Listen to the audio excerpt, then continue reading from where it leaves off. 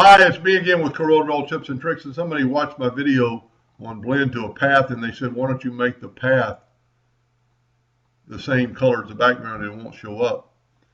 And I don't really understand the reasoning behind it, but I've already blended this, and if you don't know how to blend, go to blend a path.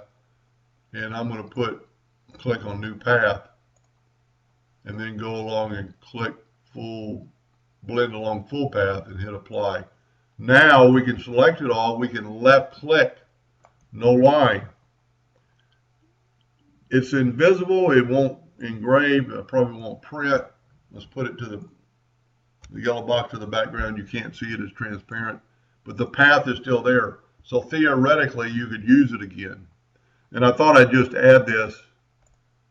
With your shape tool, you could take your star and you can make it a little thinner, and then it's going to progressively get back to that thick star. So this star is a little thicker than this one and progressively thinner, and vice versa. You could make it a pentagon and it'll progressively go back to a star.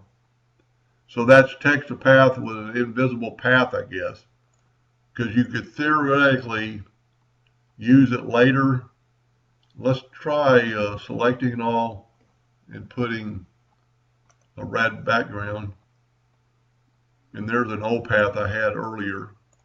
So let's delete that. And you could take your path and change your path. You could take your shape tool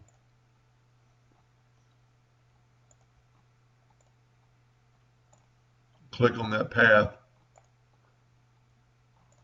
and then you could change the path any way you want it if it didn't look like the way you wanted. And then just to make it, you just left click it and the path's gone.